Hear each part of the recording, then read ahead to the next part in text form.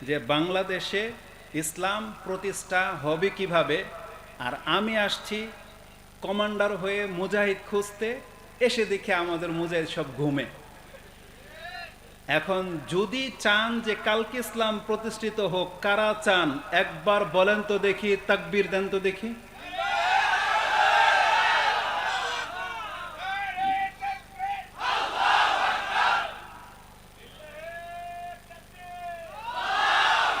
আচ্ছা,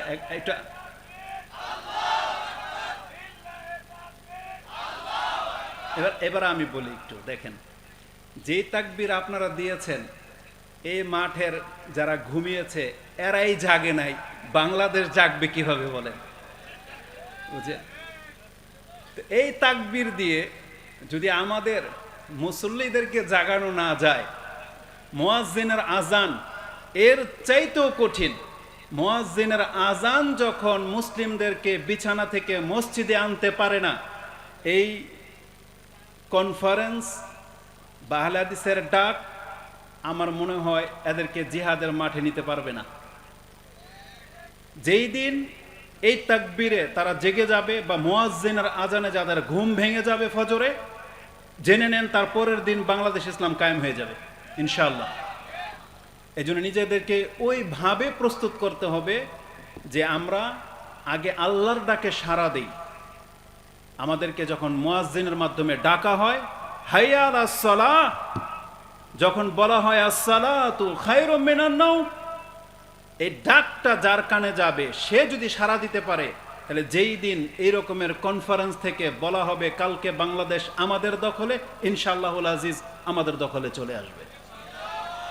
কিন্তু প্রথমে আমাদেরকে ওই ডাকে সাড়া কিভাবে দিতে হয় ওই রকমের যোগ্যতা অর্জন করতে হবে। তাহলে আজকের এই 2 দিন ধরে রাষ্ট্র কিভাবে ক্ষমতায় ইসলাম আসবে এই দিক নির্দেশনাই দিয়ে দেওয়া হয়েছে।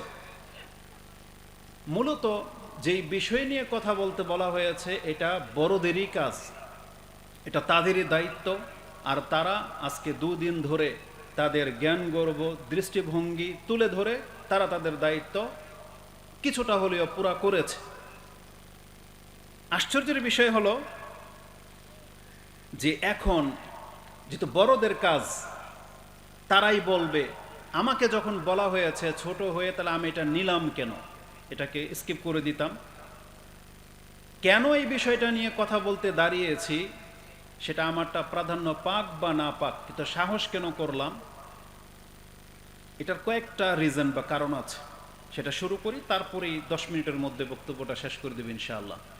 কিন্তু তার আগে দেখতে পাচ্ছি এমন একটা চালাকি করা হয়েছে। ধরেন, ইচ্ছা ছিল যে যদি কোনোভাবে মিস হয়ে যেত তো যেত, কারণ আগামীকাল ক্ষমতায় যারা আসবে তারা কিন্তু চেহারাগুলাকে ভুলবে না।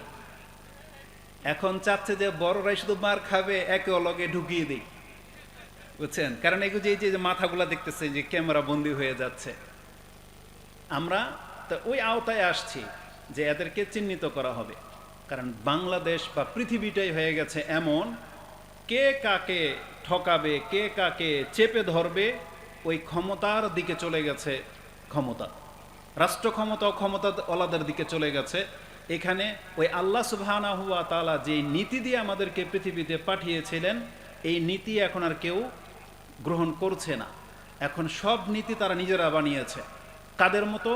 ওই যে মুসা আলাইহিস সালামের পরে যখন তালুত বলেছিল যে তোমাদের মালিক হবে, নবী বলেছিল তোমাদের মালিক হবে তালুত, কারণ আল্লাহ তাকে বাসতাতান ফিল জিসমি বিল ইলমি ওয়াল জিসম, যে আল্লাহ তাকে ইলম এবং গায়ের শক্তি দিয়ে তোমাদের কাছে পাঠিয়েছে। কিন্তু তার জাতিরা বলেছিল সে কিভাবে আমাদের নেতা হবে, মালিক হবে? ওয়ালাম ইউতা সাআতাম মিনাল মাল, তাকে তো অজস্র সম্পত্তির মালিকই করা হয় নাই। আর এই ঘটনাটা আপনারা কোরআনে দেখে নেবেন, হঠাৎ করে মনে পড়লো তাই বললাম। বাকারাতে আছে, বাকারাতে আপনি 240-এর পরে গিয়ে পেয়ে যাবেন, 45-46 এই আয়াতগুলোতে। সাধারণ জনগণের থিওরি হলো মালিক হবে সেই ব্যক্তি যার কাছে ওঢেল সম্পত্তি আছে, যার কাছে অনেক টাকা। এটা আজকার থিওরি না, এটা আজ থেকে 2-3 হাজার বছর আগের মানুষের থিওরি, তারাও মনে করত যে ক্ষমতার মালিক হবে তারা যাদের টাকা পয়সা আছে, যাদের জন বল আছে। কিন্তু আল্লাহ সুবহানাহু ওয়া তাআলার নীতি তখন থেকেই ছিল ক্ষমতা রাষ্ট্রনায়ক হবে যার জ্ঞান আছে, যার বিচার বিশ্লেষণের বুদ্ধি বিচক্ষণ, এমন ব্যক্তিরা হবে রাষ্ট্রের নায়ক। এটা আল্লাহর পক্ষ থেকে ওই নীতিটা এখন পর্যন্ত বহাল আছে। কিন্তু পৃথিবীর মুসলিম যেভাবে ইসলামের বিধান শরিয়া বহু কিছুকে নিজের জীবন থেকে ছুঁড়ে ফেলে দিয়েছে, রাষ্ট্র ক্ষমতার ক্ষেত্রেও তারা ইসলামের একটা থিওরিও নেয়নি। তো এই জন্য আমরা যতই বলি না কেন, একটু আগে যে স্যার লোকমান স্যার যে বক্তব্য দিয়ে গেলেন, হয়তো তিনি রসিকতার ছলে অনেকগুলো কথা বলেছেন, কিন্তু আপনি বুঝমান হলে আপনার বুঝে যাওয়া উচিত ছিল যে উনি কি বুঝাতে চেয়েছেন আপনাকে। তো যেহেতু আমাদেরকে দায়িত্ব দেওয়া হয়েছে, তো আমি কেন নিলাম সে কারণ দুইটা বলি। প্রথমত, বিদ্যা বুদ্ধির দিক থেকে আমরা সবাই অল্প বিদ্যার লোক, কিন্তু তাই বলে যে আপনি সবসময় অজ্ঞই থেকে যাবেন এটা উচিত না। যেমন আমি শুধু এই সেন্সে বলতেছি না, এই যে আপনারা যারা আজকে মাঠে বসা, আপনাদের মধ্যে এমন অনেক লোক আছেন যাদের মধ্যে স্পৃহা আছে, যোগ্যতা আছে, কিন্তু কাজে লাগান না। আপনাকে সব সময় শ্রোতা হয়ে এই নিচে বসে থাকার জন্য আপনি জন্ম হননি। আপনাকে একটু চেষ্টা করলেই আপনি ওখান থেকে এখানে আসতে পারেন। কিন্তু অধিকাংশ মুসলিম যুবকরা সেই ইচ্ছাটা আপনি করতেছেন না। আপনার সেই মেধাটা আপনি খেলতামশায় অলসতায় নষ্ট করে দিচ্ছেন, এটা মোটেও উচিত নয়। আমিও একটা সময় এখানেই ছিলাম, এখনো এখানেই থাকি, কিন্তু এতটুকু আপনি জেনে নেন যে এখানে আসতে আপনাকে শুধু একটু মেহনত লাগবে, আল্লাহর অনুগ্রহ লাগবে, একটু বড়দের সাপোর্ট লাগবে, আর আপনার একটু মেহনত লাগবে। তাহলে আর আপনি হয়তো সবসময় শ্রোতা হিসেবেই না, বরং আপনার কিছু আপনি জাতিকে দিতে পারেন।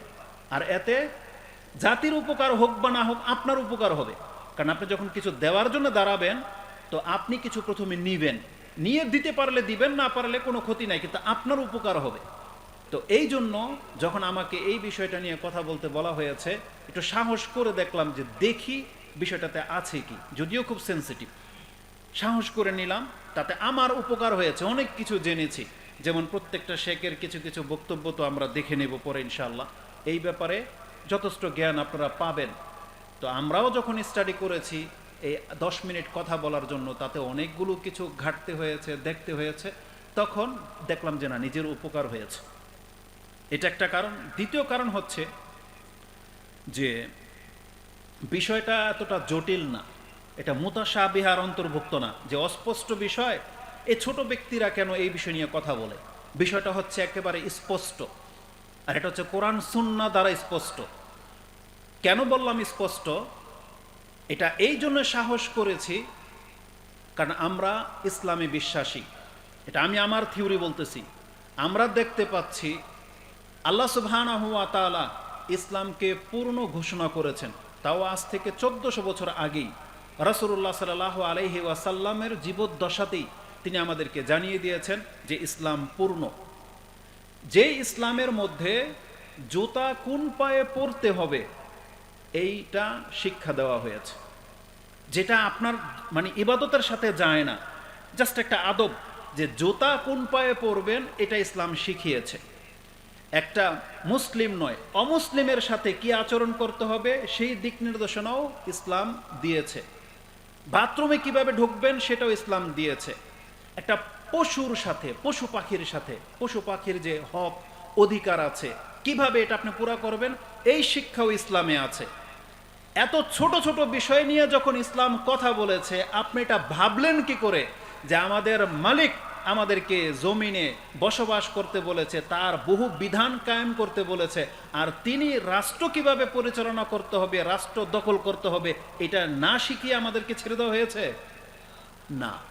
কারণ ওই যে বললাম যে জুতা কোন পায়ে পরতে হবে এটাও যখন ইসলাম শিখিয়েছে, আপনাকে জানতে হবে আমাদের রব আমাদেরকে এটাও শিখিয়েছে যে ঘর থেকে পার্লামেন্ট পর্যন্ত একজন মুসলিম কিভাবে বসতে পারে। আল্লাহ সুবহানাহু ওয়া তাআলা অনেককে করে দেখিয়েছেন। যেমন ইউসুফ আলাইহিস সালাম, তাকে তার ভাইয়েরা হত্যা করতে চেয়েছিল, আল্লাহর কৌশল আমাদেরকে দেখিয়ে দিয়েছেন যে কিভাবে একজন পরিত্যক্ত ব্যক্তিকে রাষ্ট্রের ক্ষমতায় নিয়ে যাওয়া যায়, আল্লাহ দেখিয়ে দিয়েছেন। ফেরাউন ধ্বংস করতে চেয়েছিল হককে, আল্লাহ হককে বাতিলের ঘরে লালন পালন করে দেখিয়ে দিয়েছেন। তো এটা হচ্ছে আল্লাহর ক্ষমতা। তারপরে আল্লাহ সুবহানাহু ওয়া তাআলা তিনি এমন কোনো ক্ষমতা প্রয়োগ করে নাই আমাদের নবী মুহাম্মদ সাল্লাল্লাহু আলাইহি সাল্লামের ক্ষেত্রে, বরং কিভাবে লড়াই করে ক্ষমতায় আসতে হয় সেটাও আল্লাহ আমাদের নবী মুহাম্মদ সাল্লাল্লাহু আলাইহি সাল্লামের মাধ্যমে আমাদেরকে শিক্ষা দিয়েছেন। তো আমাদের কাছে কোরআন হাদিস থাকতে এত কেন অস্পষ্টতা? আপনি কেন বুঝেন না যে কিভাবে রাষ্ট্রে আপনি ইসলাম নিয়ে আসবেন, যেখানে আপনার নবীকে উত্তম আদর্শ করে আমাদের কাছে প্রেরণ করা হয়েছিল? তাহলে বিষয়টা স্পষ্ট। তার মানে আল্লাহর পক্ষ থেকে আমি দাবি করলাম যে আল্লাহর পক্ষ থেকে জানানো হয়েছে যে কিভাবে একটা রাষ্ট্রে আল্লাহর দাওয়াত প্রচার হবে আর কিভাবে সেখানে সেই দাওয়াত টিকে যাবে আর সেই অনুসারীরা সেই মতবাদের উপরে একটা রাষ্ট্র চালাবে, এটা আল্লাহ শিখিয়েছেন। এখন প্রশ্ন হলো আপনি সেটা জানেন কিনা, আর জানলে মানবেন কিনা, এটা হচ্ছে প্রশ্ন। যদি জানতে হয় তাহলে আপনি কোরআন হাদিস পড়বেন, আর জানার পরে আপনি মানবেন কিনা, এটা হচ্ছে আজকে এই সালাফি কনফারেন্সের দাবি। যদি মানেন তাহলে জেনে নেন যেই দিন থেকে মানা শুরু করে দিবেন আপনার হাতে ক্ষমতা আসতে বেশি দিন লাগবে না। শুধু মান্যওয়ালা লোকগুলোকে আমরা মিসিং পাচ্ছি। যেই দিন দেখব তাদের তাদাদ, তাদের সংখ্যা বেড়ে গেছে, আপনি জেনে নেন আল্লাহ সুবহানাহু ওয়া তাআলার দেখানো নীতি এটা কোনোদিন ফেল হইতে পারে না, আর এটা জিতবেই জিতবে, এটা জয়ী হবেই হবে। শুধু ওটাকে টিকানোর মতো লোক লাগবে। আসুন আমি আপনাকে দেখাই। তৃতীয় কারণ যেটা যেটা সব থেকে বড় সাহস এখান থেকে হয়েছে, যে আল্লাহ সুবহানাহু ওয়া তাআলা আমাদেরকে যেহেতু শিক্ষা দিয়েছেন, তাহলে এই বিষয়টা বলতে এত দুর্বলতা কেন বা এত ভয় কেন? আমাদেরকে তো শুধু কথাই না বলতে হবে, আমাদেরকে তো অস্ত্র ধরতে বলা হয় নাই, শুধু ওই নীতিটা জাতির কাছে পেশ করতে হবে যে কিসের ভিত্তিতে আমরা এই রাষ্ট্রটাকে আল্লাহর দ্বীন প্রতিষ্ঠা করে দেখাবো। আর আল্লাহ সুবহানাহু ওয়া তাআলা আমাদেরকে তো সব কিছু জানিয়ে দিয়েছেন। তো এটা বলতে বলতে যখন আমি বক্তব্যটা সাজাচ্ছিলাম, সুবহানাল্লাহ, হঠাৎ করে, এটা গতকালকে রাতের ঘটনা, আমি 3 বার বক্তব্যটাকে ডিলিট করেছি আবার লিখেছি। কেন? হঠাৎ করে একটা হাদিস আমার সামনে আসছে। এই হাদিসটা শুধু আজকের বক্তব্যের জন্য না, এটা আমাদের প্রত্যেকটা যারা এই যে হোয়াটসঅ্যাপে, ফেসবুকে, ইউটিউবে বা যারা লেখালেখি করেন, প্রচার প্রসার করেন, দাওয়াতি কাজ করেন, তাদের জন্য এই হাদিসটা খুবই জরুরি। আজকের যেমন এই কনসার্নের জন্য, এই কনফারেন্সের জন্য জরুরি, এটা প্রত্যেকটা দায়ের জন্য আমি মনে করি জরুরি। যে আমি বললে তো কি না কি বলে ফেলতে পারতাম, কিন্তু কেন আজকে থেমে যাচ্ছি এই বিষয় নিয়ে, কেন আগে বাড়বো না? কারণ ওমর রাদিয়াল্লাহু তাআলার জীবনী থেকে একটা ঘটনা ইমাম বুখারী রাহিমাহুল্লাহ কোট করেছেন। ওমর রাদিয়াল্লাহু তাআলার জীবনের সর্বশেষ বছর, তিনি যখন হজ করলেন, তার জীবনের সর্বশেষ হজ, তারপরেই কিন্তু তার ইন্তেকাল হয়েছে মদিনাতে ফিরে গিয়ে। তো তার বয়সের সর্বশেষ সময়ে তিনি বিদায় হজের খুতবাতে যখন গেলেন, তখন তার কান শুনতে পেল কিছু কিছু মানুষ সিদ্ধান্ত নিয়েই ফেলেছে যে এই আমির আল মুমিনিন ওমর রাদিয়াল্লাহু তাআলা আনহু যদি মারা যায়, তা আমরা অমুক অমুক ব্যক্তিকে নেতা বানিয়ে তাদের হাতে বায়াত করে নেব।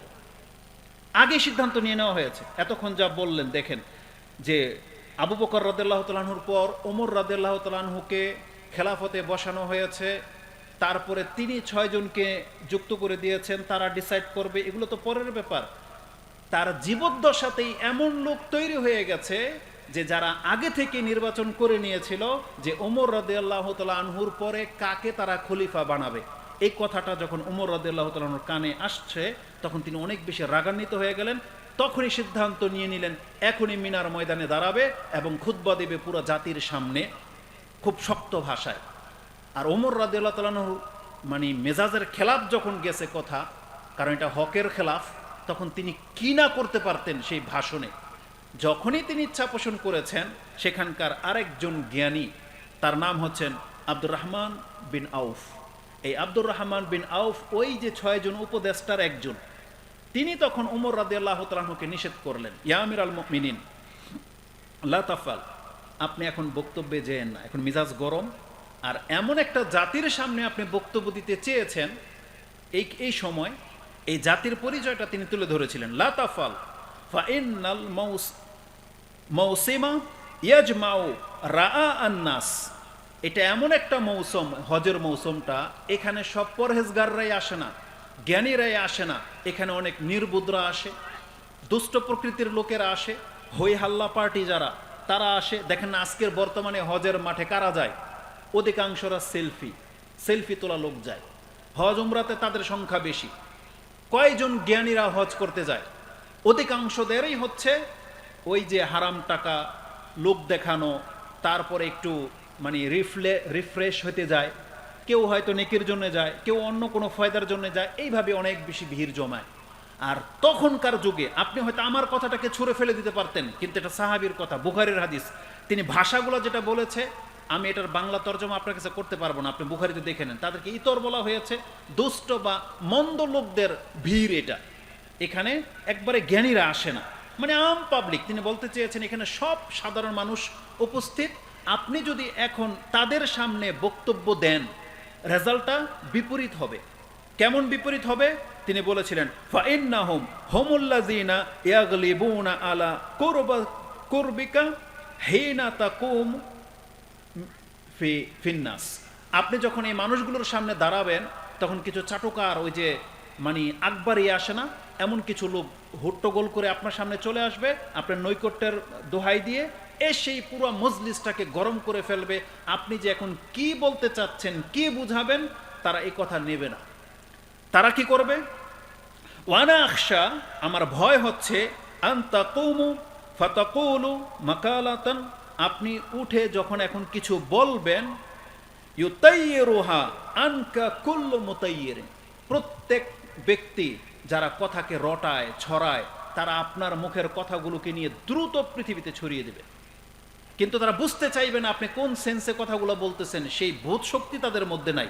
তবে আমি আপনাকে সাজেস্ট করব, আপনি আমহিল, অপেক্ষা করেন, হাত্তা তাকদামুল মদিনা, মদিনাতে যাওয়া পর্যন্ত আপনি অপেক্ষা করেন। কারণ মদিনাতে যারা রেখে আসছেন, যারা বসবাস করে, তারা কারা?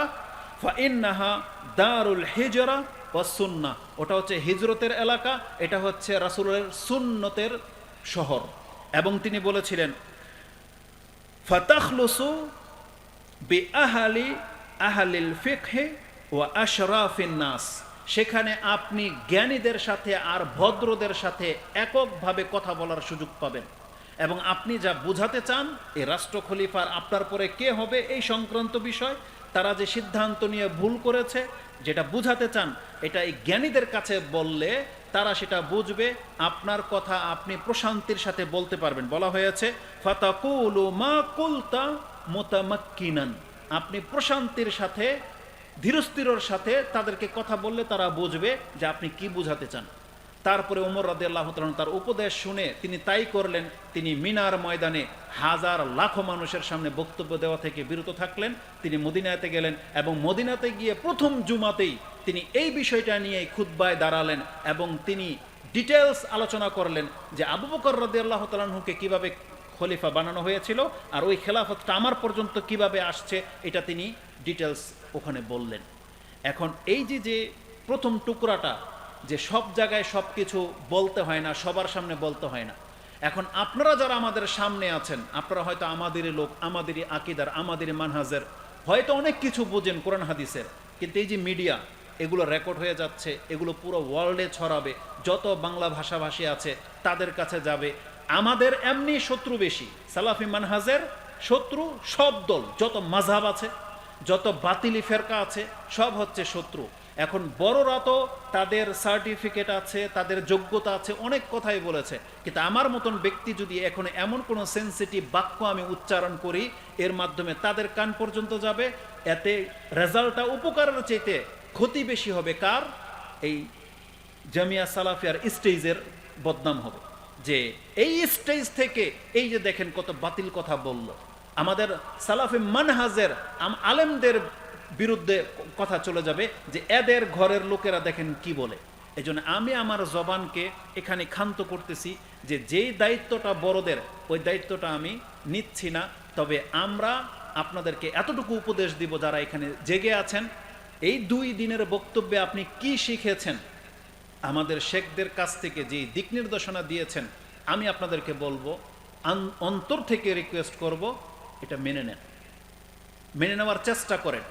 তাদের কথা হয়তো আপনার কাছে কম দামি মনে হবে, হালকা পাতলা মনে হবে, কিন্তু এই বাংলার জমিনে বা আকাশের নিচে বর্তমানে কোরআন সুন্নাহ দিয়ে যারা মানে দাওয়াতি কাজ করে, তাদের চাইতে নসিহাপূর্ণ কথা, তাদের চাইতে অথেন্টিক এবং তাদের চাইতে উত্তম উপদেশ আর কেউ দিতে পারে বলে আমার মনে হয় না।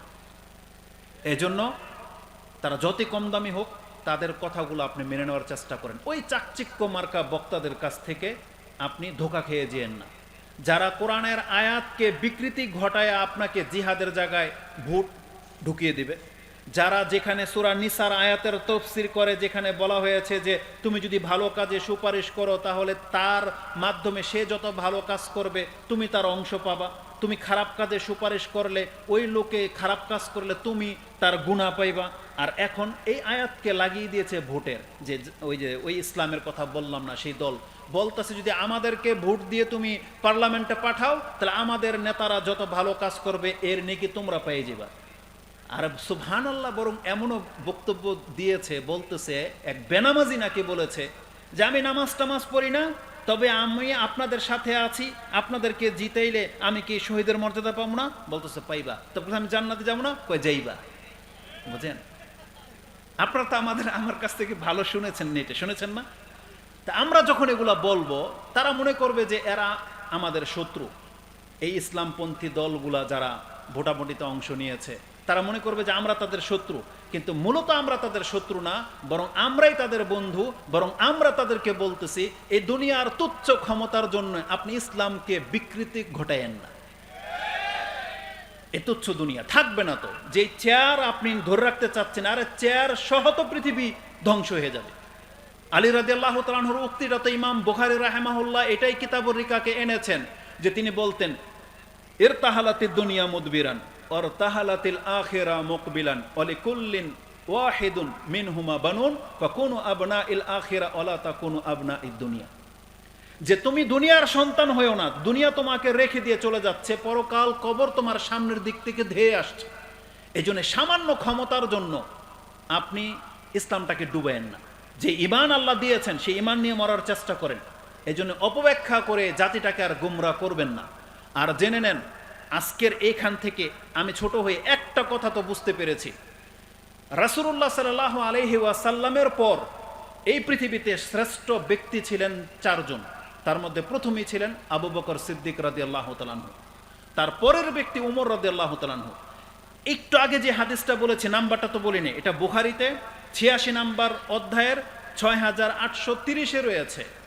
ওমর রাদিয়াল্লাহু তাআলা আনহুর মতো জান্নাতি একটা সাহাবী, একজন ব্যক্তি যার মাধ্যমে ইসলামকে আল্লাহ শক্তিশালী করেছিলেন, তার জীবদ্দশায় যদি তার জাতিরা ডিসাইড করে নিতে পারে যে আমরা কাকে ক্ষমতায় বসাবো, কারো পরামর্শ লাগলো না, তাকেও জিজ্ঞেস করে নাই, তাহলে পরবর্তীর প্রজন্ম আজ পর্যন্ত খারাপের সংখ্যা কত নিচে নেমে গেছে আপনাকে এখান থেকে শিখতে হবে। জান্নাতি সার্টিফিকেট প্রাপ্ত সাহাবী উসমান রাদিয়াল্লাহু তাআলা আনহু, তারপরে হচ্ছেন আলী রাদিয়াল্লাহু তাআলা আনহু, যাদেরকে শহীদ করে দেওয়া হয়েছে তার জাতিরাই। উসমান রাদিয়াল্লাহু তাআলা আনহুর মতন ব্যক্তি না পৃথিবীতে আজ পর্যন্ত জন্মেছেন আর জন্মাবে। রাসূল সাল্লাল্লাহু আলাইহি পরে তাদের চাইতে শ্রেষ্ঠ কোনো সন্তান পৃথিবীতে জন্মেছে? উসমান রাদিয়াল্লাহু তাআলা আনহুকে যেদিন হত্যা করা হয়, তার স্ত্রী বলেছিল ওই হত্যাকারীদেরকে যে এমন একজন ব্যক্তিকে তোমরা আজকে হত্যা করতেছো, এটা হচ্ছে সেই উসমান, যে উসমান রাতে নামাজে দাঁড়ালে নামাজেই কোরআন খতম করে ফেলে, সেই উসমানকে তোমরা আজকে হত্যা করতেছো। আর তারা উসমান রাদিয়াল্লাহু তাআলার মতন ব্যক্তিকে হত্যা করে দিচ্ছে নেকির মাধ্যমে, নেকি পাওয়ার আশায়, ভালো কাজ করতেছি। আলী রাদিয়াল্লাহু তাআলাকে হত্যা করা হয়েছে মুরতাদ ফতোয়া দিয়ে, নেকির কাজ মনে করে।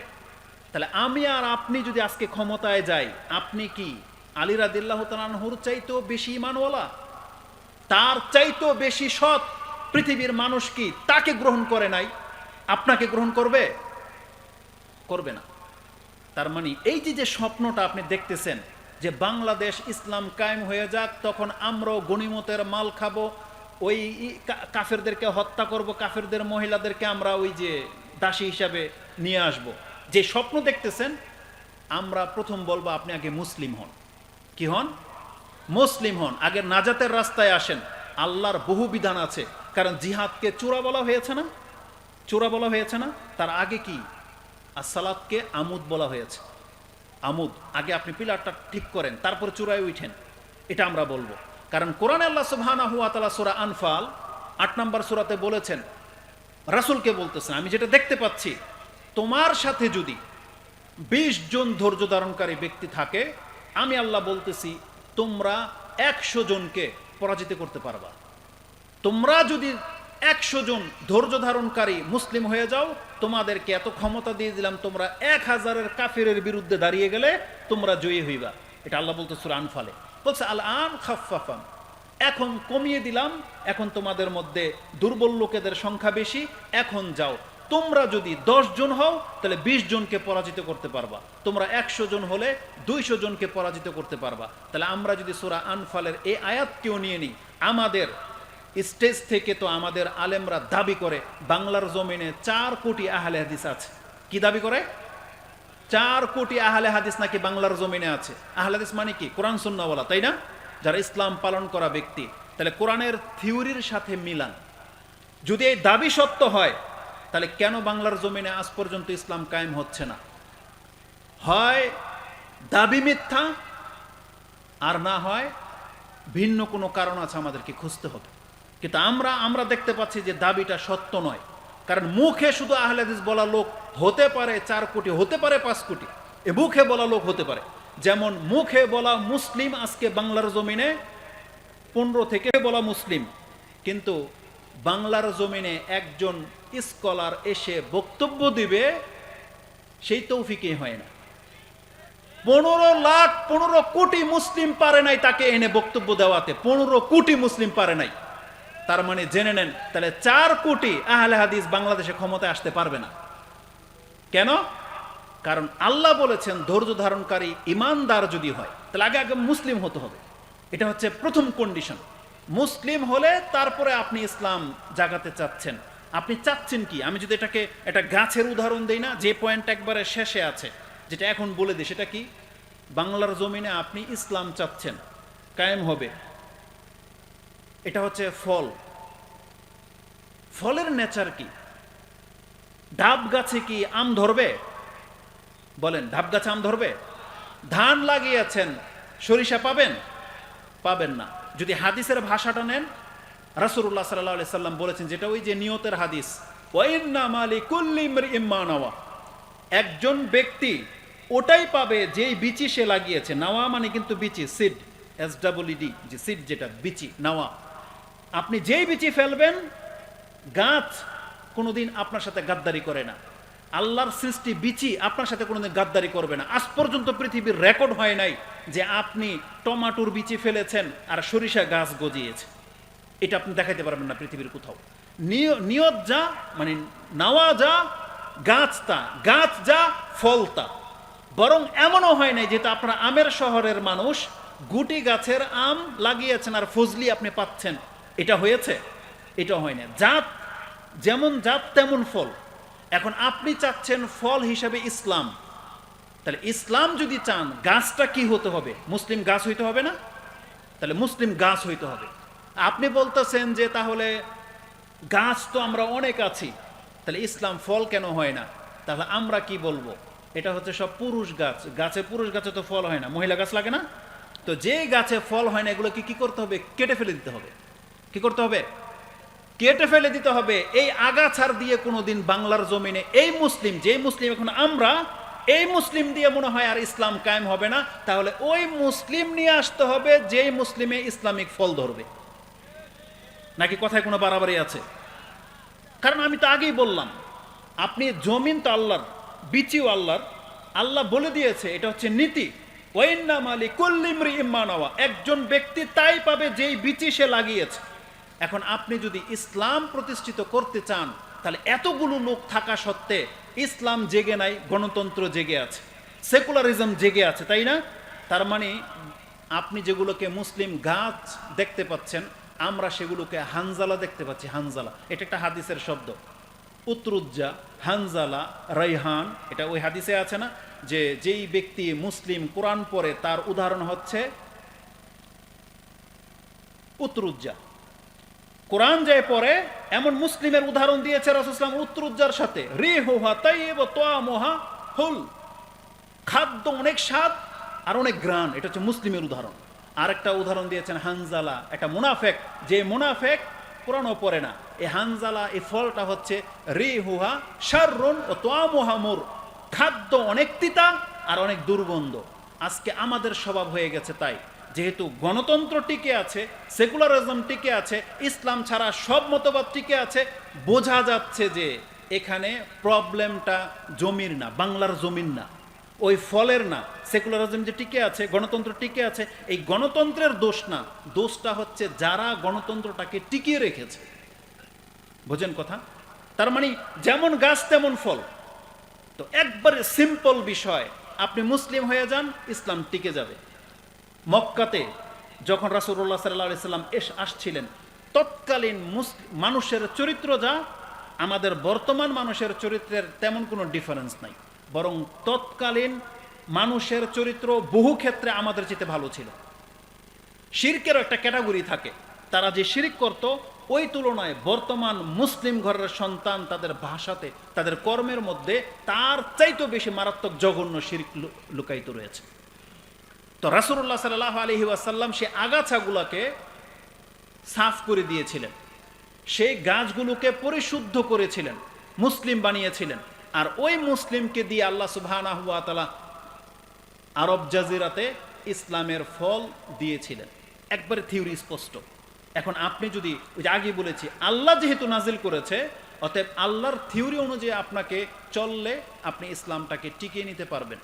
এই কথাগুলো যখন আমি বলছিলাম বা দেখতেছিলাম, নেটে যখন সার্চ দিলাম, এআই নামের একটা সফটওয়্যার আছে না, তো এআই যেটা বলল, আমি ওখান থেকে দুইটা কথা আপনাকে বলি। লিখলাম যে বাংলাদেশে ইসলাম, বা বাংলাদেশে না মানে ইসলাম প্রতিষ্ঠা হওয়ার নিয়মটা কি হবে, কিভাবে হতে পারে, তখন কয়েকটা পয়েন্ট ভেসে আসছে। তার প্রথম পয়েন্টটা কি জানেন?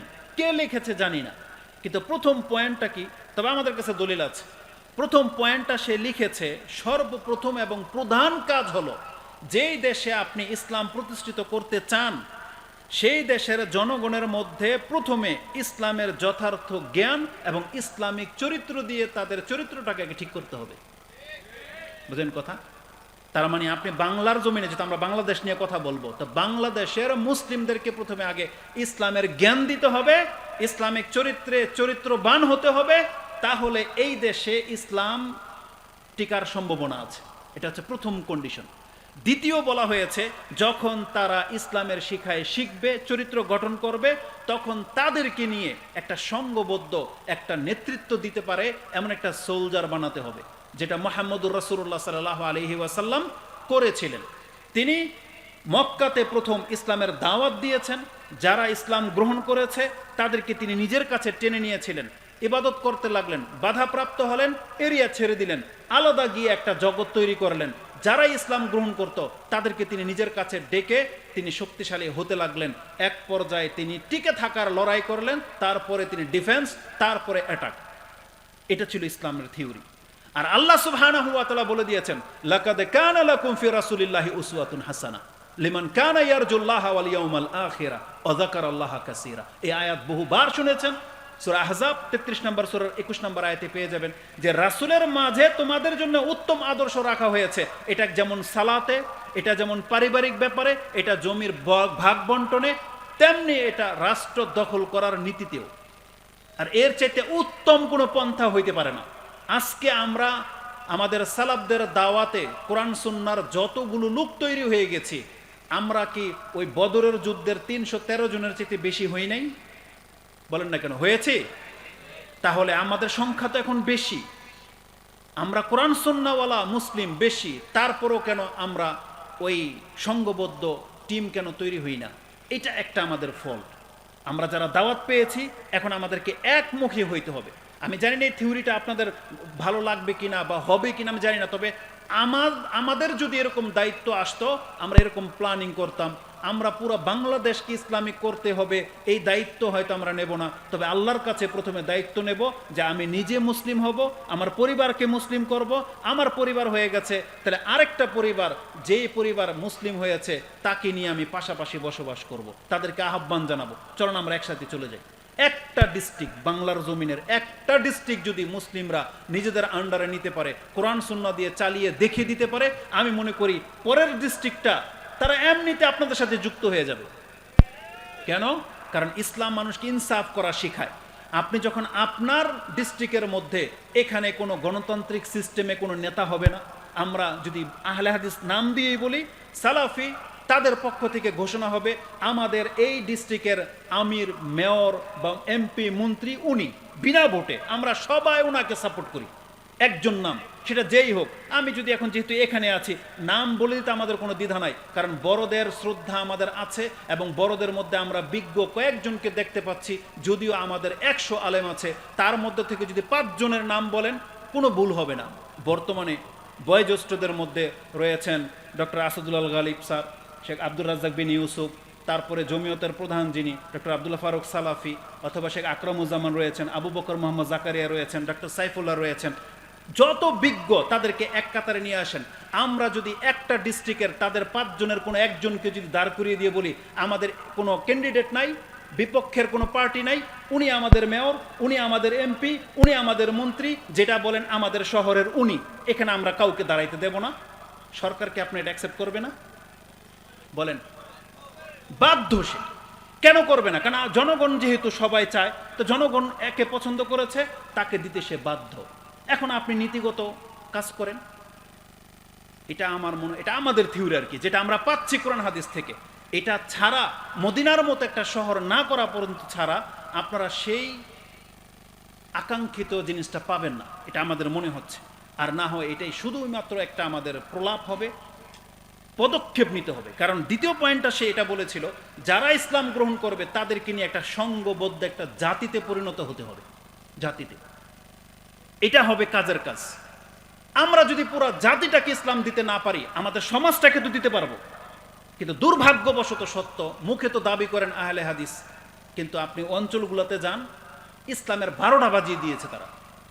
শুধু আমিনা রফিলেদেন ছাড়া একেবারে ইসলামের 12টা বাজিয়ে দিয়েছে। একটা ঘরেরও পর্দা নাই, তাদের মধ্যেও সিগারেটখোর, জর্দাখোর রয়েছে, তাদের মধ্যেও বেনামাজির রোগ রয়েছে, অথচ বলতেছে আহলে হাদিস। তাহলে আল্লাহ যাদেরকে দিয়ে দিন প্রতিষ্ঠা করাবে তাদের মধ্যে দিনের ঘাটতি আছে, তাহলে অন্যরা তো বুক ফুলাবেই। কিন্তু আমাদের মধ্যে ঘাটতি কমাতে হবে। যত বেশি আমরা ইসলামের কাছাকাছি আসব, আল্লাহ সুবহানাহু ওয়া তাআলা আমাদেরকে শক্তিশালী করবে। এটা হচ্ছে নিয়ম, নীতি। তাহলে এই 2টা পয়েন্ট আমার তো খুব ভালো লেগেছে। আর সেটা হলো কিভাবে সম্ভব, এটা একমাত্র রাসূলুল্লাহ সাল্লাল্লাহু আলাইহি ওয়াসাল্লামের পদ্ধতিতে সম্ভব। প্রথমে যেটা, ওই যে আমাদের সালাফদের একটা বাণী আছে, রাষ্ট্র কায়েম করতে হলে আপনাকে 2টা জিনিস লাগবে, দাওয়াত ও জিহাদ। কি লাগবে? দাওয়াত ও জিহাদ। তাহলে আমাদের দাওয়াতের ফিল্ড যখন খালি আছে, জিহাদ আমরা কার বিরুদ্ধে করব? না আমরা তাদেরকে কুফরি ফতোয়া লাগাতে পারতেছি, আর না মুসলিমদের বিরুদ্ধে আমরা কোনোদিন অস্ত্র ধরবো, যেহেতু আর সবাই আমাদের মুসলিম ভাই। এই জন্য আমাদের একটাই রাস্তা খোলা আছে, সেটা হচ্ছে দাওয়াত, যেটা আমাদের প্রত্যেক শেখে বলতেছেন। তাহলে এই দাওয়াতটা গ্রহণ করেন। তাহলে আমরা বলবো এই দাওয়াতটা গ্রহণ করার মাধ্যমে আমাদের দেশে পরিবর্তন নিয়ে আসা সম্ভব। যেমন একটা সময় আমরা জানতাম না কোরআন হাদিস কি জিনিস, এই দাওয়াতের মাধ্যমে আমরা জেনেছি। এভাবে জাতি জানবে, তারপরে যারা মানবে, এভাবে হবে। এখন শেষের দিকে আমি চলে যাই আপনাদেরকে। এতদিন দাওয়াতের কাজটা তেমন একটা প্রকাশ্য ছিল না, যেইভাবে বর্তমানে নেটের যুগে এসে সালাফি দাওয়াতটা এত বেশি ব্যাপকতা পেয়েছে, একটা সময় সেটা ছিল না। তাহলে এত মানুষ যখন সালাফি দাওয়াত গ্রহণ করে নিচ্ছে কোরআন হাদিস, তাহলে এখন কেন রাষ্ট্র ইসলামীকরণ করার প্রচেষ্টা করা হচ্ছে না? আমি এখানে আপনাকে দেখাতে পারি দ্বিতীয় একটা কারণ আছে। যারা নিজেদেরকে আহলে হাদিস বলে দাবি করেন বা ভদ্র মুসলিম, কিন্তু অধিকাংশ যুবক পোলাপানদের মধ্যে শাহওয়াত জেগে গেছে। তারা জেনায় লিপ্ত, পরকীয়ায় লিপ্ত, নেশাতে লিপ্ত, জুয়ায় লিপ্ত, খেলতামশায় লিপ্ত। যে যুবকগুলো রাসূলুল্লাহ সাল্লাল্লাহু আলাইহি সাল্লামের ডানে বায়ে থাকতো, যে যুবকগুলো জিহাদ করত, আমাদের সেই যুবকগুলো খেলতামশায় আর মৌজ মস্তিতে লিপ্ত। তার মানে কুপ্রবৃত্তি, শাহওয়াতের পাপে তারা লিপ্ত হয়ে গেছে।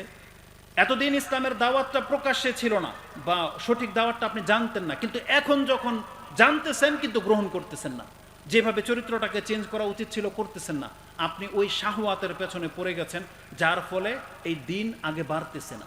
এটা হচ্ছে দ্বিতীয় আমাদের ত্রুটি। যে এতদিন জানতাম না ইসলাম, আর এখন আমাদেরকে জানানো হচ্ছে, কিন্তু আমরা আমাদের শেখদের কথা মানতেছি না, কোরআন হাদিসের পথে আসতেছি না, তওবা করতেছি না। এটা আমাদের বড় ত্রুটি। আর এই ত্রুটিটা স্বয়ং আল্লাহ বলেছে কোরআনে, রাসূলুল্লাহ সাল্লাল্লাহু আলাইহি সাল্লামকে জানিয়ে দিয়েছেন, হে নবী আপনি জানিয়ে দেন, পুরা পৃথিবীর মানুষ যদি, যারাই আপনার খেলাফ যাবে, আপনার ডাকে যারা আসবে না, তাদের চরিত্র কি আপনি জেনে নেন। সেটা আপনি সূরা কাসাস 28 নম্বর সূরার 50 নম্বর আয়াতে পেয়ে যাবেন। আল্লাহ সুবহানাহু ওয়া তাআলা জানিয়ে দিয়েছেন, ফাইন লাম ইয়াস্তাজিবু লাকা, তারা যদি আপনার ডাকে সাড়া না দেয়, তাহলে তাদের আসল অপরাধ যেটা, যে কারণে আপনার ডাকে তারা সাড়া দেবে না, সেটা হচ্ছে ফালাম আন্নামা ইয়াত্তাবিউনা আহওয়াআহুম, তারা তাদের মনের কুপ্রবৃত্তির লালসায় লিপ্ত। নাহলে জানার পরও আপনি রাসূলের পথ কেন ধরবেন না? আপনি জানতেছেন রাসূল হক, রাসূলুল্লাহ সাল্লাল্লাহু আলাইহি সাল্লামের এইটা নীতি, কিন্তু আপনি সেই নীতিতে আসতেছেন না কেন? কারণ আল্লাহ বলেছেন, ইলামু ইন্নামা ইয়াত্তাবিউনা আহওয়াআহুম, তারা তাদের কুপ্রবৃত্তির অনুসারে লিপ্ত। এই জন্য আমাদের যুবকরা যদি খেলতামশা ছাড়তে না পারেন, তাহলে বাংলার জমিনে এই দাওয়াত বেশি দূর টিকবে না, বা এই ক্ষমতা আপনি পাবেন না। আমাদেরকে ওই শাহওয়াত ছাড়তে হবে, যেভাবে সাহাবায়ে কেরামরা তাদের চরিত্র গঠন করেছিলেন, একেবারে যে কোনো পরিস্থিতিতে তারা রাসূলুল্লাহ সাল্লাল্লাহু আলাইহি সাল্লামকে আঁকড়ে থেকেছিলেন, তখনই কিন্তু রাসূল সাল্লাম শক্তিশালী হয়েছেন এবং একটা কিছু করে দেখিয়েছেন। কিন্তু দুর্ভাগ্যবশত কি কারণ কি জানেন? ইসলামের একটা নীতিও আমাদের মুসলিমদের মধ্যে দেখতে পাচ্ছি না। রাসূলুল্লাহ সাল্লাল্লাহু আলাইহি সাল্লাম বলেছিলেন, ইসলামের নীতি হলো নেতা পাপী হোক আর যাই হোক, নেতার আনুগত্য করতে হবে, এটা মুসলিমদের উপরে ফরজ, যদি নেতা তোমাকে খারাপ কাজের আদেশ না করে। কিন্তু আমরা তো আমাদের নেতাদেরকে তো মানে প্রত্যাখ্যান করেছি। ওই যে বললাম যে ওমর রাদিয়াল্লাহু তাআলার মতন ব্যক্তি, উসমান আলী রাদিয়াল্লাহু তাআলার ব্যক্তিকেও যদি এই পৃথিবীর বাসী সবাই গ্রহণ করে নাই, তাহলে বর্তমানের নেতারা যখন নেশাখোর, চুরি বাটপারি সব কিছু করতেছে, তাদেরকে গ্রহণ করা হবে না, এটাই স্বাভাবিক। কিন্তু আফসোসটা কোথায়? আপনারা হয়তো ওই সমস্ত নেতাদেরকে গ্রহণ করেন নাই, তাতে অত বড় দুঃখ নাই। কিন্তু দুঃখজনক ব্যাপার হলো যে আমরা যারা নিজেদেরকে ধার্মিক মনে করি, আমরা তাদের হুজুরদের কথাই মানি না। যারা ধর্মীয় নেতা, আমাদের সালাফি আলেম যারা, অন্য ঘরানার কথা বাদ দেন, আমরা যারা নিজেদেরকে সালাফি দাবি করি, তারা তাদের কোন আলেমের কোন ফতোয়ার উপরে ভিত্তি করে আপনি টিকে আছেন বলেন? চরিত্রকে চেঞ্জ করতেছেন। আমাদের তো খুতবা প্রত্যেক সপ্তাহে হচ্ছে, এত সেমিনার হচ্ছে, কিন্তু সেই অনুযায়ী বিপ্লবটা কোথায়? আমরা ওই সমস্ত নেতাদের মতো করে আমাদের আলেমদেরকে কিভাবে আমরা প্রত্যাখ্যান করলাম? তাদের উপদেশ কেন নিচ্ছেন না, অথচ তারা হক কথা বলতেছে? তাহলে আপনি আর কার দোষ দিবেন? যে তাহলে আপনারা তো এক এক হুজুর এক এক রকম বলে, আপনার কানে কি সেই কথাটা যায়নি? যে হতে পারে আমাদের মধ্যে অনেক দল উপদল ভুল, কিন্তু ওই হাদিস কি আপনার কানে পৌঁছা নাই? রাসূলুল্লাহ সাল্লাল্লাহু আলাইহি ওয়াসাল্লাম কি বলেছেন? যেটা হচ্ছে আমাদের মূল দাবি, যেই ভরসায় আমরা টিকে আছি। রাসূল কি বলেছেন? লা তাজালু তাইফাতুন মিন উম্মতি যাহিরিনা আলাল হক লা ইয়াদুররুহুম মান খাযালাহুম হাত্তা ইয়াতিয়া আমরুল্লাহ ওয়া হুম কাযালিক। আমার একটা দল, উম্মতের একটা দল সব সময় হকের উপরে কায়েম থাকবে। এটা রাসূল বলে নাই যেটা আমার যুগ পর্যন্ত, বলেছে এটা কিয়ামত পর্যন্ত পৃথিবীতে থাকবে। তাহলে রাসূলের বাণী যেহেতু এটা ভবিষ্যৎবাণী, কিয়ামত পর্যন্ত থাকবে, তাহলে কি বর্তমানে কি সেই দলটা নাই? বলেন আছে? তাহলে তারা কারা এটা খুঁজে বের করতে হবে, এটা আপনার দায়িত্ব।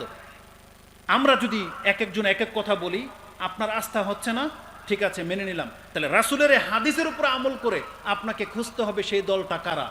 আপনাকে সেই দল খুঁজে বের করতে হবে এবং তাদের সাথে লেগে যেতে হবে, তাদের হাতকে শক্তিশালী করতে হবে, তাদেরকে নিয়ে মাঠে কাজ করতে হবে। কিন্তু এখন পর্যন্ত আপনি আপনার ইমামকে নির্বাচন করতে পারলেন না যে আপনি কোন দলের। নির্দ্বিধায় বলতে পারি, যারা আহলে হাদিস দাবি করেন, নিজেদেরকে সালাফি দাবি করেন, তাদের মধ্যে বহু দলের লোক ঢুকে আছে। যখন আহলে হাদিসের পাল্লা ভারী, তারা আহলে হাদিসের মতো করে বক্তব্য দেয়। যখন দেখলো ওই যে আমলিক সরকার চলে গেছে, তারা তাদের এখন রূপ পাল্টাতে শুরু করেছে। আবার যখন যেই দল ক্ষমতায় আসবে, যদি আল্লাহ না করুক তারা টিকে যায়, তখন তাদের আসল রূপটা দেখতে পাবেন। কিন্তু আমরা তো মনে করতেছি এগুলো সব কোরআন সুন্নাহর অনুসারী, আমরা তো এখন মাঠে নামি না কেন? আজকেও একজন মহিলা হবে বা কেউ মেসেজ দিয়েছে যে পৃথিবীর এই অবস্থা, কত মানুষ নির্যাতিত হচ্ছে, যুবকদের উপরে জিহাদ ফরজ, আর আপনারা এই সমস্ত বক্তব্য না দিয়ে ওই রাতের জিকির, ওজিফা, ওই সালাতের নিয়ম এগুলো নিয়ে পড়ে আছেন। একটা মহিলা ফতোয়া দিচ্ছে যে জিহাদ নাকি ফরজ হয়ে গেছে। তার মানে আমাদের আলেমদের কি কাজ? তার মানে আমাদের বক্তব্য নাকি তারা শোনে? তাহলে আমাদের বক্তব্য শুনে আপনি কি শিখলেন যে আপনার ফতোয়া নিয়ে এখন আমাদেরকে মাঠে নামতে বলতেছেন?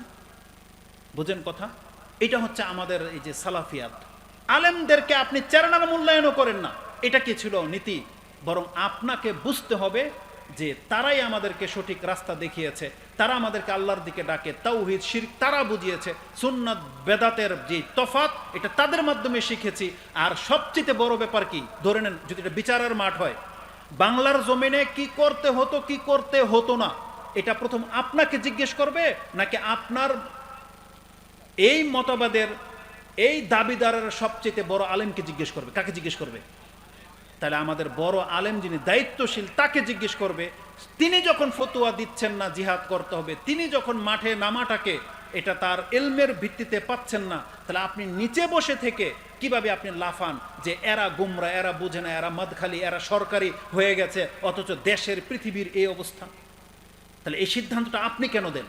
এই জন্য আমরা বলতে চাচ্ছি সিদ্ধান্তটা আমাদের পক্ষ থেকে না, আমাদের বড়দের পক্ষ থেকে আসতে হবে। আর এটা বাস্তব দেখেছি, যারাই এই যে 5 আগস্ট বলেন যুবকরা যেটা করেছে, শেখদেরকে অনেকে অনেক কথা বলেছেন, বড় শেখদেরকে, কিন্তু এখন পর্যন্ত তাদের কথা এখন পর্যন্ত হক আছে, বরং আপনাদেরটাই বাতিল প্রমাণিত হচ্ছে। আপনারা নাকি ফেতনা দূর করেছেন, অথচ ফেতনা আপনারা বাড়িয়েছেন।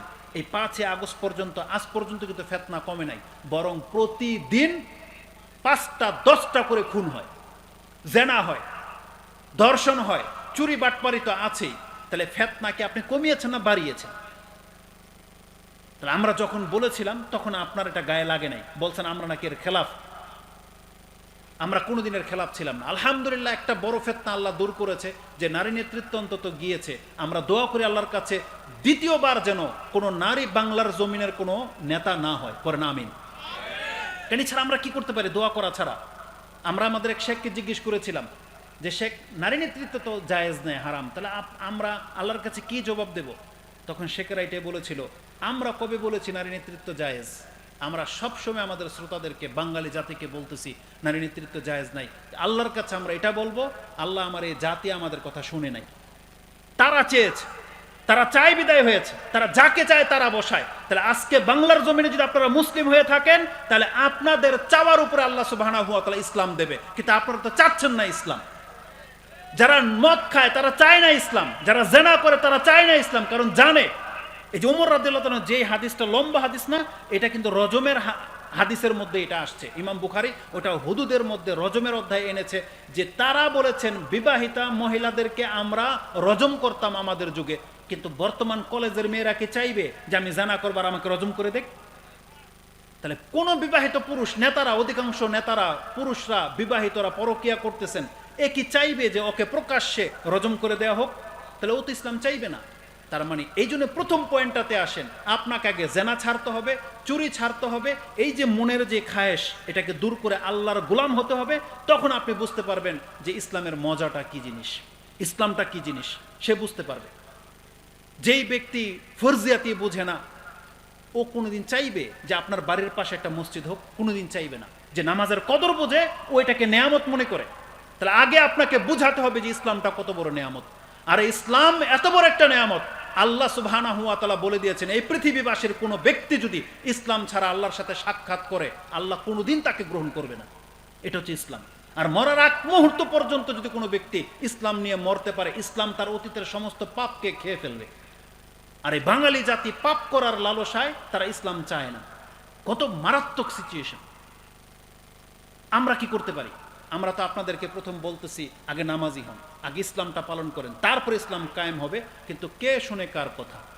আপনারা চাচ্ছেন আমরা আপনাদের সাথে হয়ে কাজ করি, মানে সিদ্ধান্ত দিবেন আপনারা, আর আলেমরা আপনাদের সাথে যাবে। আর আলেমরা বলতেছে সিদ্ধান্ত দেব আমরা, তোমরা আমাদের সাথে আসো। কিন্তু আপনারা রাস্তায় নেমে গিয়ে মিটিং মিছিল করবেন আর বলতেছেন এই আলেমরা সব এগুলো সরকারি, এরা আমাদের সাথে আসে না। বিষয়টা তো উল্টো হয়ে গেল। আপনাকে আল্লাহ বলছে আলেমের কথা মতো চলতে, নাকি আলেমকে বলছে জনগণের কথা মতো চলো? কোনটা হবে বলেন, কোনটা হবে? তার মানে আমাদেরকে বলা হয়েছে আমরা যেন আমাদের আলেমদের কথা মতো চলি, তারা যে কোরআন হাদিসের দিকে ডাকবে, যে ফতোয়া দিবে সেটা ফলো করি। আর বাতিলদের কথা বাদ দেন, আপনি যাকে হক্কানি আলেম মনে করেন তার ফতোয়া নেন, সে যখন বলবে তখন আপনি নাইমেন, কিন্তু নিজে থেকে কেন তাদেরকে আপনি উস্কান? এটা মারাত্মক বিষয়। যেহেতু সময় শেষ হয়ে গেছে, তারপর এতগুলা কথা বলেছি, আমি শুধু এতটুকু আপনাকে বলতে চাচ্ছি, আপনি আল্লাহর বান্দা হয়ে যান, আল্লাহর দিন আপনাকে দিয়ে আল্লাহ প্রতিষ্ঠিত করাবে। আর যদি আমরা সবাই এক হয়ে গিয়েও যদি বাংলার জমিনে ইসলাম প্রতিষ্ঠিত করতে না পারি, তাহলে আমরা ওই নবীদের সুন্নতের আওতায় পড়ে যাব যাদের দাওয়াতে একজনও ইসলাম গ্রহণ করে নাই। আল্লাহকে আমাদেরকে কি মানে তারপরও ধরবে যে ইসলাম কেন কায়েম করলো না? আমাদের প্রচেষ্টার উপরে আল্লাহ সুবহানাহু ওয়া তাআলা নেকি দিবে। এই জন্য এই সালাফি কনফারেন্সের এই প্রচেষ্টা ছিল যে আপনাদেরকে একটা সঠিক ধারণা দিতে পারে।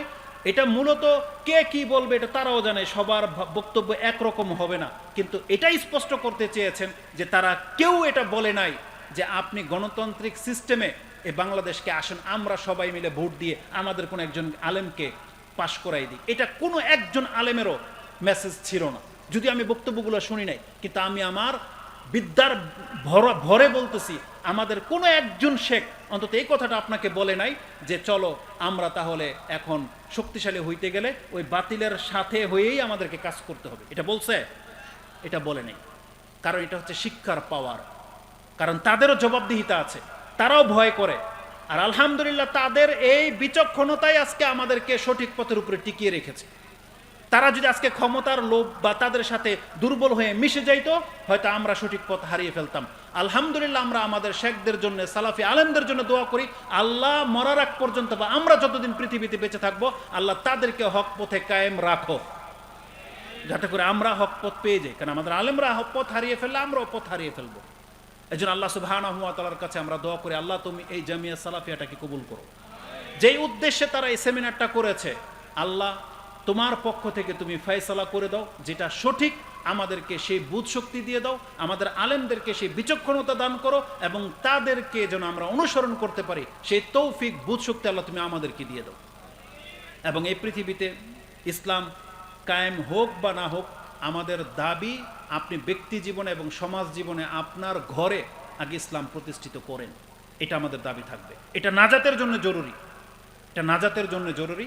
তবে আমাদের যেটা থিওরি, যেটা আমরা মনে করি, সেটা আমরা আপনাদেরকে বললাম। পুরো বাংলাদেশকে নিয়ে চিন্তা করার আগে আমাদের উচিত আমাদের ঘর, আমাদের সমাজ নিয়ে চিন্তা করা। নিজের সমাজটাকে আগে ঠিক করেন, সবগুলো সমাজ একত্রে হয় কিনা সেটা দেখেন, তাহলে আল্লাহর দিন ওই সমাজে কায়েম হবে। এটা অনেক অনেক বড় কিছু। আল্লাহ আমাদের কথাতে, আমাদের বক্তব্যে, আল্লাহ আমাদের এই শিক্ষার মধ্যে বরকত দান করুন, এবং আমাদের নির্বুদ্ধদেরকে আল্লাহ সঠিক বুঝ দান করুন, এবং আমাদের খেলাফ যারা, আল্লাহ তাদেরকে পরাস্ত করার জন্য তুমি যথেষ্ট, বিচারটা তোমার উপরে ছেড়ে দিলাম। কারণ তাদের সাথে আমরা হয়তো হাতাহাতি লড়াই করে পারবো না, আর তারা আমাদের মুসলিম ভাই, কোনোদিন আমরা তাদের বিরুদ্ধে অস্ত্র ধরতে পারবো না, কারণ আমাদের হাত তো বাধা। এই জন্য আল্লাহ সুবহানাহু ওয়া তাআলার কাছে আমরা সাহায্য চাচ্ছি। তিনি যদি আমাদেরকে সাহায্য করেন, তাহলে যা কিছু হতে পারে আমাদের আর কোনো পরোয়া নাই। আকুলু লিকাউলি হাযা আস্তাগফিরুল্লাহ লি ওয়া লাকুম ওয়া লিসাইরিল মুসলিমিন ফাস্তাগফিরু ইন্নাহু হুয়াল গাফুরুর রহিম। সুবহানাকাল্লাহুম্মা রাব্বানা বিহামদিকা আশহাদু আল্লা ইলাহা ইল্লা আনতা আস্তাগফিরুকা ওয়া আতুবু ইলাইক। একটা মানে কথা ছুটে গেছে, মানে না বললে পারলাম না, দুঃখিত যে আমি শেষ করে দিয়েছিলাম। প্রথমে একটা আয়াত বলেছিলাম না, ওই আয়াতের তর্জমাটা করে দিই। এই যে এত কিছু জানার পরে, ইসলাম জানার পরেও আপনি ইসলামটাকে কেন গ্রহণ করতেছেন না? যারা বাতিলদের থিওরিটাকে হক মনে করতেছেন, আল্লাহ কি বলেছেন? আফা হুকমাল জাহিলিয়াতি ইয়াবগুন। এই পুরো বাংলার সমাজের মুসলিমদেরকে বলতেছে, শুধু আপনাদের কেন, নেতাদেরকে, যারা বাংলার জমিনটাকে একবার অস্থির করে ফেলে দিয়েছে। আল্লাহ বলেছেন ওমান আহসানু মিনাল্লাহি হুকমান লিকাউমি ইউকিনুন। যারা আল্লাহতে বিশ্বাসী, পরকালে বিশ্বাসী, তাদের জন্য আল্লাহ বলতেছেন আল্লাহর চাইতে কে উত্তম ফয়সালা তোমাকে দিতে পারে, একটা উত্তম জীবন তোমাকে কে দিতে পারে আল্লাহ ছাড়া? এটা আল্লাহ বলেছেন আপনাকে। অতএব আপনি যদি বিশ্বাসী হয়ে থাকেন, তাহলে আপনি আল্লাহর ফয়সালাটাকে, আল্লাহকে বিচারক মেনে, আল্লাহর নিয়মটাকেই সঠিক মনে করে আপনি আল্লাহর দিকে হাঁটেন। আর বুখারীর একটা হাদিস বলেছিলাম, তাতে রাসূলুল্লাহ সাল্লাল্লাহু আলাইহি সাল্লাম বলেছেন, আবগাদুন নাসি ইলাল্লাহি সালাসাতুন। তিন শ্রেণীর মানুষ আল্লাহর কাছে সবচেয়ে বেশি ঘৃণিত বা রাগান্বিত। তার একটা হচ্ছে মুলহিদুন ফিল হারাম, যারা হারাম এরিয়াতে গিয়ে পাপ করে। যেমন একটু আগে কথায় বলতেছিলাম, মক্কা যেখানে আবু বকর রাদিয়াল্লাহু তাআলার বাড়ি, সেখানে বসে বসে সিগারেট খায়, সেখানে বসে বসে আপনার মহিলাদের দিকে তাকিয়ে থাকে, পকেট মার করে, বা ওখানে বেদাত করে, মুলহিদুন ফিল হারাম, হারামে যারা পাপ করে তাদেরকে আল্লাহ ঘৃণা করে, তাদেরকে আল্লাহ কঠিন শাস্তি দেবে, মানে আল্লাহ তাদের উপর রাগান্বিত। আর মুবতাগিন ফিল ইসলামে সুন্নাতাল জাহিলিয়া, যারা ইসলাম পাওয়ার পরেও ওই জাহিলিয়াতের ডাক ডাকে, জাহিলিয়াতের নিয়ম নীতিকে পছন্দ করে, আল্লাহর কাছে